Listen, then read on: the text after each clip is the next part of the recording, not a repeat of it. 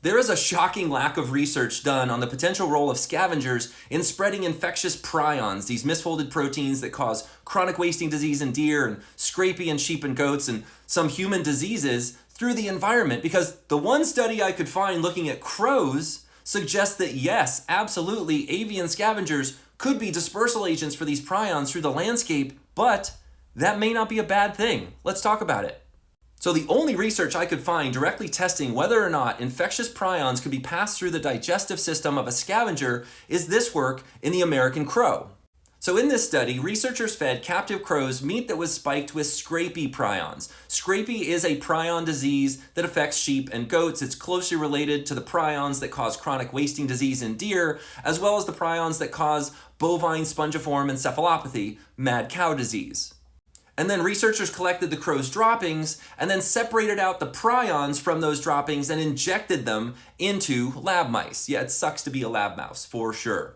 And in all cases, those lab mice developed severe neurological disease, showing that the prions, even after passing through the digestive system of the crow, were still highly infectious. So how is that not a bad thing? Finding that crows and probably other scavengers can pass infectious prions through their digestive system and then release them in their droppings throughout the landscape.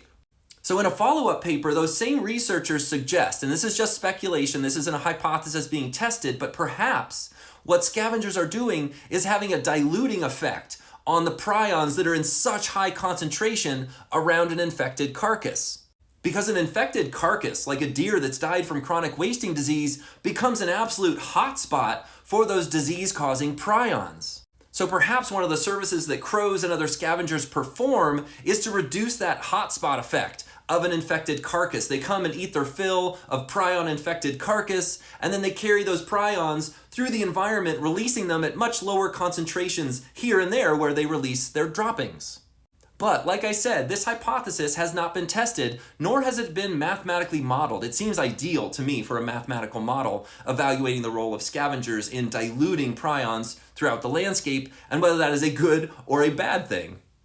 So this is my 11th video on prion-related diseases, mostly chronic wasting disease in deer, and one of the things that I've ended a bunch of them with is we need more research. So those of you who are out there looking at grad school opportunities, look into prion-related diseases, especially the study of them across the landscape. I'm also really interested to know whether highly evolved scavengers, like turkey vultures with their ridiculously acidic digestive systems, can break down infectious prions more effectively, say, than the American crow.